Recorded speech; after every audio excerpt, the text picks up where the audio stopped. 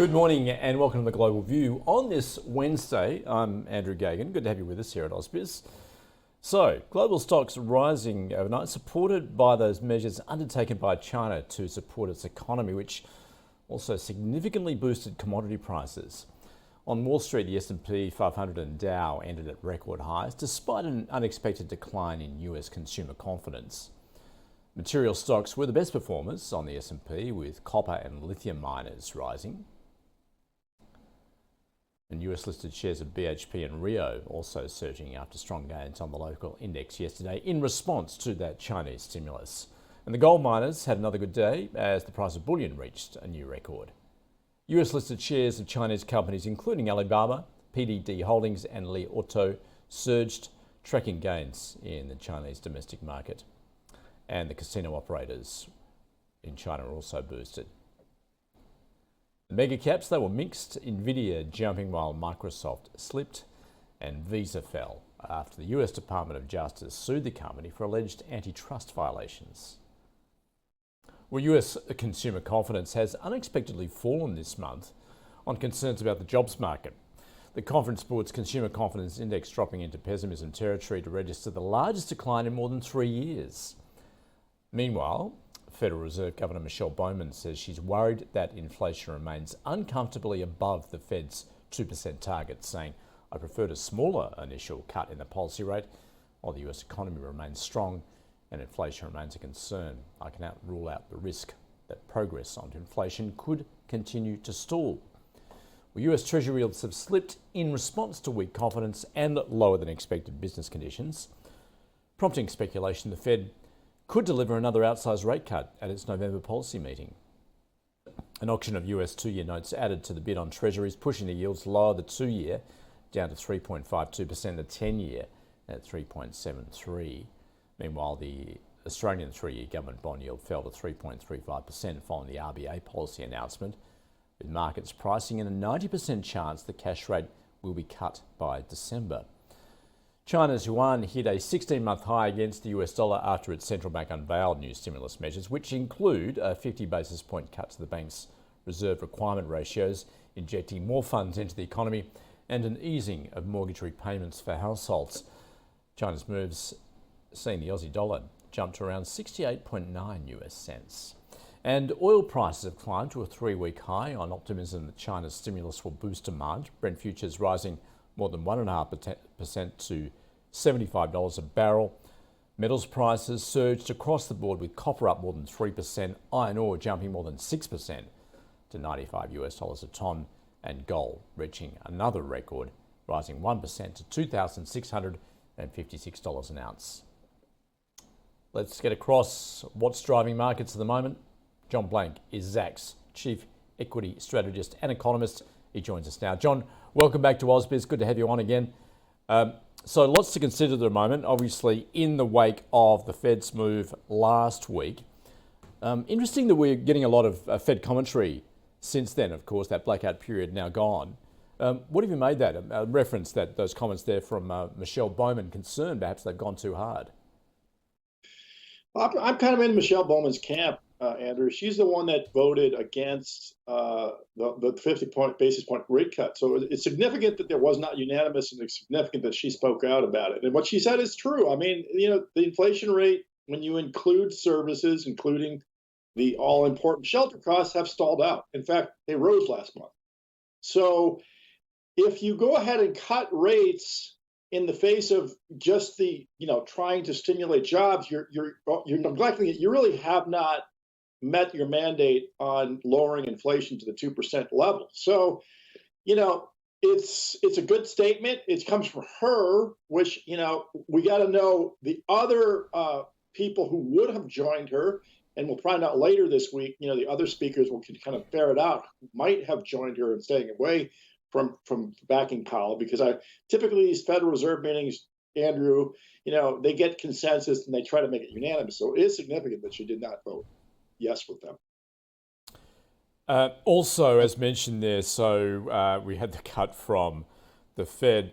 China now joining the party. Of course, markets have been screaming out for some move by the PBoC, and it certainly delivered yesterday.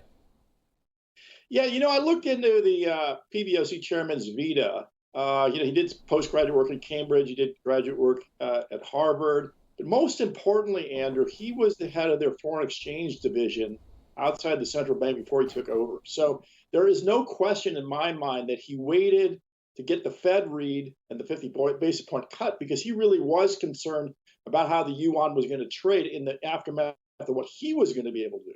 So I think he was able to go 50 basis points on his reserve requirement because the Fed did the same thing. So clearly something surprised all of us, including me, that the Chinese were the ones who were waiting to see if the Fed was doing more than the BOJ, the BOE, and all the other European groups. So that's fascinating. And then, you add in that he did, stock market support. He did second home mortgage support. He did unsold mortgage, home lending to the banks. He did all kinds of stuff to support asset prices, share prices, and things that, on balance sheet kind of things. And he also said he's going to put another cut out there later on this year. So really comprehensive news from China. You really don't get that out of China ever. So quite demonstrably important to hear this. And I think it's a major catalyst for the Chinese economy for sure. Yeah, I mean, it's certainly some massive stimulus, but is it too little too late, do you think? With the Chinese system, I don't think so. I mean, they're just going to see how this works and then, add to it. So it's always going to be somewhat incremental in an economy that big for the reason they want to see how the system absorbs what they're doing and then and supplement it. So would I go any further than this? Quite frankly, this is, orders of magnitude more than what I've seen out of the Chinese PBoC for, a number of years. So it is significant. It was comprehensive, and it had been thought about in a way that's really, directed to their property markets and the share markets, the wealth of the consumers, not just consumption and not just fixed investment. That's significant, Andrew. That's also a change in the way they're thinking about their stimulus, which I think is also very important. John, let's switch to equities. Just before we get your picks, what's your view on that market reaction to the Fed cut? Look, we're at 5,700, a record high on the S&P 500. I looked into forward PEs. 2024 is like 24 on the S&P 500, 21 next year's earnings, so not so bad. But you got to go out to 2026 to get comfortable with this market, at an 18 or 19 forward PE. So this market is really ahead of itself, thinking about 2026 now at this stage in the game. And in my mind, that's aggressive. I mean, as we talk about these stock picks today, Andrew, what we're going to talk about corrugated board, corrugated box manufacturer with a 25 PE versus a company that owns part of Tencent that has a 12 PE. So the other issue here is, does the S&P 500 now reflect such high valuations and such pricing in so far out in the future that we start to get a rollover into these international stocks that are so darn cheap? All right, well, let's quickly run through those stocks you brought to the table for us. Takeda Pharma, what are you looking at this? Yeah, Takeda is a great multinational name based out of Osaka, Japan. $15 a share, so they're going to make $1.16 earnings next year. That's an 8 or 9 PE stock. You had a 3.5% dividend. So generally speaking, this stock has done nothing for 3 years. It range trades down about 12 and up to 17. But that's a nice place for you right now. You can range trade this up, get to 17 and sell it off and earn a dividend while you're doing it. And in a market like this, like we're talking about with an 8 or 9 PE stock, if you're looking for an income play when the Fed is cutting rates, you got to kind of like this stock. And I think the large cap farmers, are getting a bid overall as an industry. So, in general, this is, if you're looking for a low PE stock outside the United States with a nice dividend, this is one to look at. All right, Takeda. Second one you're taking a look at is a global media group, Naspers. Naspers is a fascinating company. They're down at Cape Town, South Africa. They have the largest internet retail website in South Africa. But what is important here, Andrew, if you look at this chart, you can see those big upside revisions, 25 and 26. What's buried in this company is they own, based on what I've read, 30% of Tencent, the big Chinese conglomerate within the FXI index, and basically running up its own estimate revisions. Tencent itself is number 2 Zacks rank. So what you have here is a European listed play on Tencent. So that's just fascinating because you got basically European prices to buy these shares, but you're getting earning estimates revisions out of the story of China that we heard about earlier in the show. So think about Naspers. Now you're at a 9 or 10 PE at this rate, at this level of prices. You've got a chart that's probably the most favorable we're going to talk about. Used to be at 55, now it's about 45. Get a nice picture of a chart for a trade, and you get the estimate revisions and you get the valuations in place. So you got to like this stock the best of the three we're looking at today. All right, okay, that's Naspers. Thirdly, Packaging Corp of America. Interesting to see what you're looking at here. I mean, in terms of future demand, because I took a look at FedEx, of course. It's facing significant headwinds. So is that likely to affect a company like Packaging Corp? Well, you hit the nail on the head, Andrew. I mean, put this chart up. This chart, look at this. So this is corrugated boxes. I mean, this is delivering boxes through the internet. We all know that story. 86 corrugated box manufacturing plants, one of the biggest in the United States. I think it's the third biggest.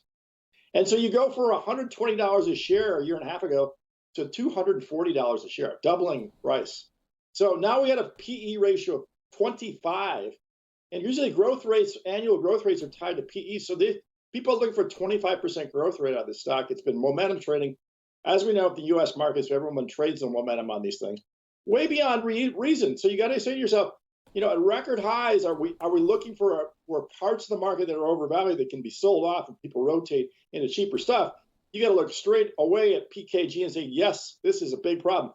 Price earnings growth, usually that's a ratio, the PEG ratio, that people like, pricing at a reasonable growth rate.